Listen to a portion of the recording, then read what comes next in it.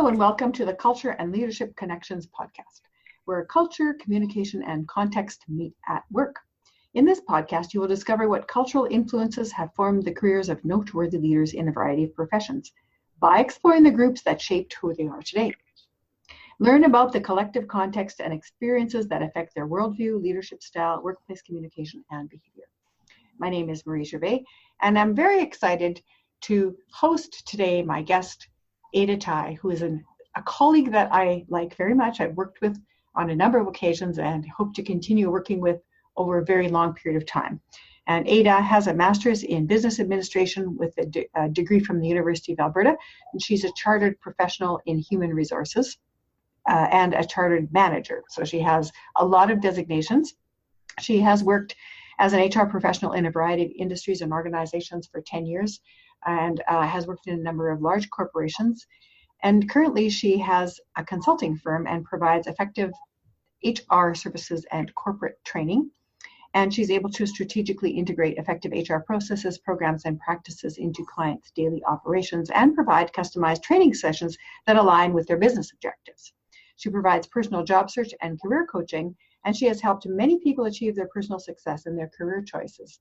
Ada's out-of-the-box thinking and fine-tuned public speaking skills have earned her the right to be continuously in demand as a speaker and a presenter. I've seen her present many times, and she's very good, very engaging, and people love her. She's really innovative, and Ada's really great with human resources, people management, career search, and networking, which are her main topics that she speaks about. So Ada, also, in addition to that, as if she didn't have enough to do, she's also working as an instructor for MacEwan, the university, and continuing education on the side. And she continues to mentor students in the MBA program at the University of Alberta. So she's a very, very busy woman and a very accomplished woman. And although young, has accomplished so many things in a short period of time, including immigrating to Canada and starting everything from scratch. So that was a lot already, but Ada, maybe you could tell the audience a little bit more about yourself and fill in some of the personal gaps for the audience. Great. Thank you so much, Marie, for having me today. So as Marie has introduced, my name is Ada Tai. I came to Canada as an international student, believe it or not. I'm not going to self-expose the year that I came, but it's been a while. And my undergrad degree was in tourism and recreation at the University of Alberta. Because back in the days, I love traveling. I still love traveling. I really felt I want to become a tour guide that speaks multiple languages. And that came from my passion for people, love just networking with people, meeting new people, and learning about different cultures, foods, and history, and all of that. However, in my last year of university, I decided that, okay, tourism is great. I wanted to become a tour guide, but I don't know if it's going to be enough for me to make a living here in Canada. So I started exploring some business topics, and I just fell in love with human resources. So I continued my education in HR, and that's how I got into it. But there was a little small episode before I got into HR was when I first graduated with my degree in tourism from the U of A. I really had a hard time getting into the field of human resources. I was taking my education in HR in the evening while I was working a customer service job, just wanting to get into HR. At that time, during, I would say, 3 months, I sent out about 220 resumes. I had only 16 interviews. None of them worked out. I was devastated, as you could probably sense. And it was a really hard time. The economy here in Alberta back in the days was booming. So I was wondering, what was I lacking to get into my dream job? And then I started talking to more people, learning more about the Canadian culture, and really polishing my English language. And I found my dream job, my first job in human resources through networking. And that was my first lesson learned, is that networking was key. And that's what I relied on getting into professional career, changing jobs, getting promotions, and as well as starting my own business. And as Marie has introduced, I have been working in HR for the past 10 years. I really love it. There is no one not challenging day. And that's why I really love the variety. And also my passion for people is being realized working in the field of HR. Also, teaching at university gives me a lot of cushion of getting to know more people and sharing my knowledge and experience with the students. So that's great, Ada. What makes you, I think, outstanding is how flexible you are. Well, thank you. Really, I mean, so when you first spoke to me and then a few times later, You were telling me about how you're one of the people who grew up in China where your parents had to move to the city to earn a living, and you were basically raised by your grandparents and in a smaller area in China. And from there, you came to be doing all of this cosmopolitan international stuff and traveling and learning different languages and becoming really proficient in adapting to new environments. And I'm just wondering if there's something in your childhood that stands out that made you see that you had that kind of potential for being so flexible and being able to learn new languages and move into a new environment so easily. That's a good question. My parents and my grandparents all had really strong influence on me to be who I am today and raise me. They are all very innovative and forward-thinking people, even though they're from the baby boomer as well as the pre-baby boomer generations. And my parents took me traveling since I was 3 years old, basically, whenever they had weekends off or whenever they had national holidays or vacation. And that really helped me. My parents gave me tasks to do is to talk to the hosts of hotels or talk to servers at restaurants or to go buy tickets at the tourist destinations myself. Being a couple of years old, a little girl with two braids on my head. And so that was my first lessons, learn how to deal with strangers and how to just open my mouth and say hi and ask questions. Wow. So your parents basically set you up to practice the skills that you'd need later. They went, you know what, we're going here and you're the person who's going to have to buy the tickets. And yes, exactly. So did they walk you through it, or they just went, you know what, go up there and talk to the person. Here's the money. What did they do? They demonstrated, of course. And I had to tell you the truth, as a couple-year-old girl, it was a good feeling to have a couple bucks in my hands. Mm-hmm. So I felt like I was kind of in control with that money and getting the tickets. I also remember going to the night market and trying to bargain the deals from the street vendors. It's part of the Chinese culture where I grew up with, and but also taught me just negotiation and communication skills as well. Wow, those are great. Super. And I think those two incidents really do speak to the kinds of strengths that you have as an adult. You know, you're able to negotiate, to bargain, to see different points of view, and to walk in as a young person into a situation where there are lots of people who are much older than you and still confidently do what you have to do. Yeah, thank you. I appreciate that. From the groups that you were born into, right? You're born, and I'm not thinking China's not this big homogenous group. You know, I'm sure that you had regional things that were cultural, that you probably had a dialect that was specific to a group in China that you would have been born into. And then you would have had extended family and the things that people did around you. So the groups that you were actually born into when you were a child, what would you say has most influenced your sense of culture now? Yeah, so I think the impact on me the most from my culture, the group I was born into, are a couple folds. First of all, I learned how to be humble. It's part of the Chinese culture that especially respecting people with authority and elders, people with salt and pepper on their hair, basically. In our culture, we believe that people who have age and experience know better than the younger ones. So really listen to them for advice, asking them questions, and just respect their authority or age. So I learned how to be humble.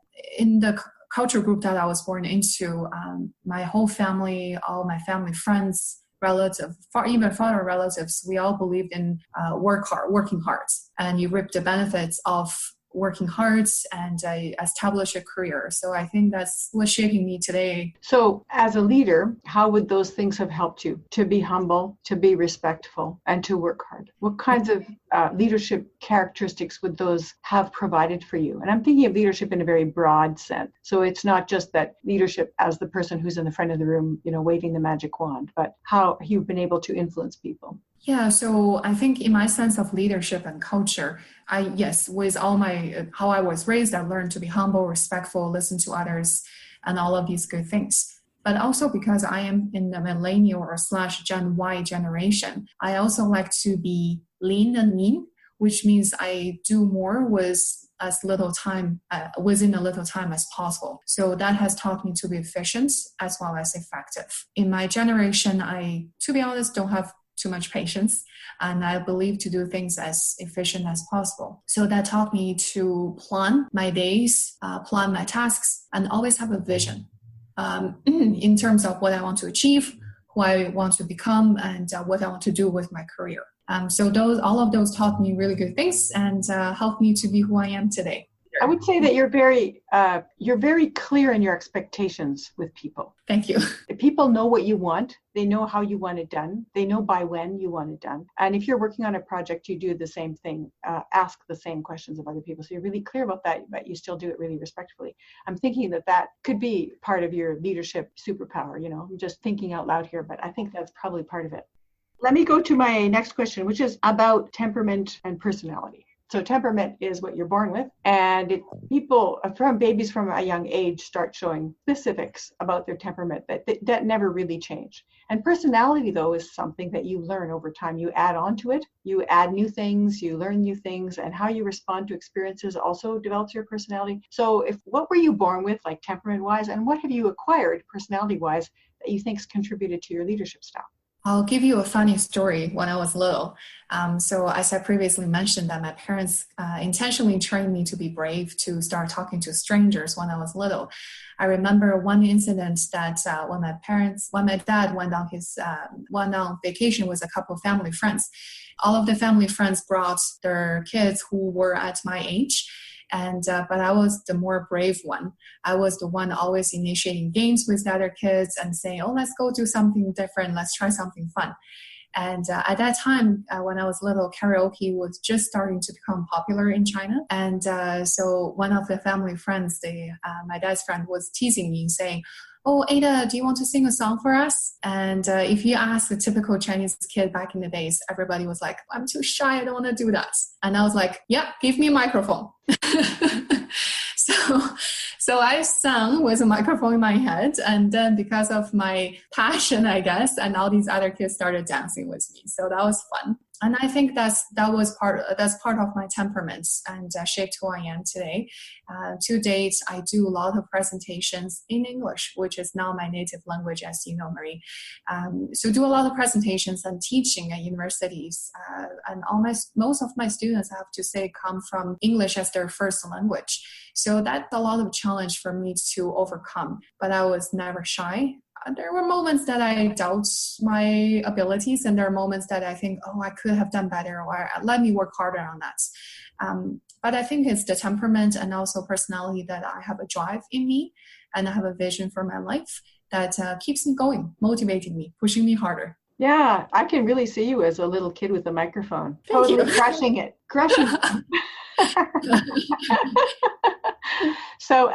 But has anything changed in your personality over time? What do you think? Me, for example, I've become way more patient. I used to be the most impatient person on the planet. I'm still not the most patient person, but a lot of times people say that one of my qualities is patience, and it shocks me. But I think I've learned to be patient. I think that's something I've acquired. It's not something I had naturally. What about you? It's a good point. I have very similar characteristic with you on that. I think one thing I've developed over time is to learn that people have different styles and they have different motivations. Either when I was a student at university, or when I teach at university, or even doing my business or with colleagues and talking to other people, I found that if I am managing a project, leading on a project, if I have the vision, I have made the plans with the team members, everybody would just follow the plan and get things done before the deadlines. And guess what? That's not reality. It's in the dream. And I was disappointed at the beginning, thinking that if I'm committed, everybody else would be the same level of commitment. With disappointment, I came up with alternative ways to solve the problems. And I really started to analyzing people, not to stereotype them, but to really understand them. What drives them? What are their motivations? Sometimes even what their agendas are. Where can we find a synergy? Where can we find alignment so I can motivate them to get the project done? But at the end, professional relationship is very important to me. I can only think of one group I've ever worked in where everybody was responsible and committed and engaged and contributed 100%. And I've worked in hundreds of groups. And I remember that group so well, as I was thinking, this is heaven. and wishing that, other groups would have been as great. But it goes to show how when everybody's really committed with unity of thought to something, how far you can go. Yeah, but it's true that they're just not all there, right? I mean, not everybody's at the same page at the same time, and they have different things that affect their capacity to participate at the level you would perhaps like them to. Right. I know that you have done lots of traveling, and you married somebody who's not from your culture. In fact, very different from your culture. And you moved to a new country and you established yourself as a professional in that country. So there must have been some moments when you noticed that things were different, that something that you thought of as normal, like in fact, just the incident you explained a minute ago when you thought it was normal for people to be committed and engaged and just participate as fully as you do. And that was probably a bit of a shock. But have there been other times when you thought, this is normal for me, or this is normal in my culture, and you realized that it was a cultural difference, a cultural shift? As I mentioned, that from the Chinese culture, I learned to be humble. And to the extent that, especially if I'm younger with less authority, I need to lower my position. And I learned that I didn't know it was part of my culture until I came to Canada and experienced some differences in the academic environment as well as the work environment. So for example, when you said, tell me about your experience, what shaped you to be the leader? And my first reaction in my head without saying it out loud was, I'm not a leader. I'm learning how to become a leader. That's my first cultural instinct reaction, is to lower myself because I'm not there yet. I like to become a leader one day. I'm still learning how to become one. Also, that when I go have dinner with friends, and if they're older with more authority, I would cheer with them with a glass of wine or something, but lower my glass than theirs. And that's in my culture a way to show respect. I learned the hard way, actually, that when I first went into being interviewed for jobs, even though now I'm pretty good at being interviewed and interviewing others working in HR for these many years. But when I first started looking for work, when I went to interviews, when people ask questions such as, how did you achieve this? What were your biggest accomplishments? Or how did you strive in a team environment to demonstrate great results? All these really results, efficiency and effectiveness driven questions. And my first answer to them was, I'm only part of a group. I was not a leader. I was relying on my manager and teammates for help. And that's just my culture instinct reaction. And I didn't get those opportunities. Later on, with talking to more people in my networks, I learned that in Canada, if we want to thrive in our career, we sometimes have to sell and market ourselves a little bit. An interview is just one great way of marketing ourselves. But I learned it the hard way. Yeah, and also women tend to be that way. So yes. Women will say, I'm part of a team, and it's the team that helped us all to be successful because we all played such an important role. That's just now becoming recognized as being really necessary. It's just popping up in the past 6 or 7 months. It's not even considered popular yet, although people are saying they need more collaboration. They don't really mean it. So it's starting to be recognized as something that women are very strong in, but that undercuts their opportunities to move forward or horizontally because they're seen as being less important. But at the same time, if you come across as being too forward as a woman, then you're dismissed because you're considered to be out of gender role. So yes. It's like you lose both ways, right? Yeah. But I'm looking forward to the time when we can all be ourselves and be recognized for who we are without being put into other people's boxes and without us putting other people into boxes at the same time. I agree. I'm thinking that when you were presenting yourself in a way that was showing that you're a part of the team, even though people didn't see your strengths then, you're still the girl with the microphone. You're both, right? So yeah. To me, you have both the capacity to stand out when you need to and the capacity to work with the team and the capacity to follow as required. So when you think about it, who wouldn't want to work with somebody like that, right? Thank you. It's like working with somebody who always has to be in the front and in the limelight is just tiring. Somebody who can never put their ideas forward is also tiring. That's true too. Yeah. And that kind of brings me to the end of the interview, which is I like to ask people, let's say that you had an employer who wanted to hire you right now, and you had the luxury of being able to say very clearly and honestly to that employer, this is how you can work best with me. What would you say? First of all, the employer needs to understand, and I think that in Canada, our economic and cultural landscape is very diverse anyway. So the employers here in Canada are more inclined to accept people from diverse backgrounds. Me being a visible minority, having an accent, being a female, and have a younger looking face, I guess, sometimes could be put at a disadvantage. So if I can say out loud to the employer that is to keep an open mind, that people, even with diversity at a younger age, can have great experience and great knowledge to share. And when people like myself, when we raise our points or make a suggestion, there is a good reason why we make the suggestion. And also it would be very helpful for employers just to learn a few words in different languages that their teammates speak. Simply as saying, hello, how are you? Goodbye, thank you. That's all it takes just to build that trust and relationship with the workers. And the other thing is just being curious. And because I've talked to many employers in my HR career, and some of them tell me that it's not because they don't like people from diverse cultural backgrounds, it's because they don't know what to say. They're so afraid to say the wrong thing to offend people when their intention is otherwise. So my suggestion would be just to keep an open mind, have a curiosity about people from different backgrounds in your team, and ask some questions and learn about their culture. Go for happy hours together, having a baking competition at work together so people bring different kinds of treats to work. And that opens up the dialogue about learning different culture and leadership and communication styles. Ada, that's great advice. It's great general advice. Would be good for working with you, but just good general advice for all employers. So is there anything else that you'd like to say before we end our interview today? Something you'd like to promote as well? I'm going to put your contact information into the show notes, and anything that you would like people to have to know about your business, that would be great. So anything else that you'd like to say? For sure, yeah. And so I have, even though I have been in Canada for a very long time and I married into a different culture, I practice English at home, at work all the time. But still learning the culture, learning the language are my number one goal. And that's something I work on a daily basis. So my advice to the immigrants, the newcomers, international students, is don't give up. Go above, go around, go under, you will go through all the barriers. And that's what I believe in, and I keep that vision in my life. I'm confident that one day I'll achieve my dream.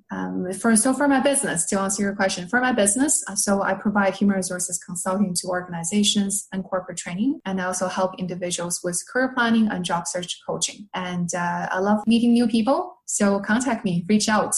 The best way to reach me would be via my website or LinkedIn. Awesome. Ada, thank you so much. I really enjoyed your comments and your stories, and thank you so much for taking the time for this interview, and I'm sure the audience will love it. Thank you for having me, Marie.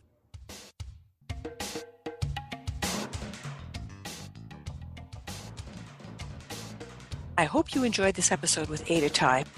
As a millennial immigrant, Ada draws from a variety of influences: her Chinese values, her childhood memories, her generation's need for speed, and her personal passion to help people. I found it really interesting how Ada Tai carved a career in Canada by skillfully weaving the influences together and consciously learning from different cultures while finding her personal power and voice in the process. Thank you so much for listening.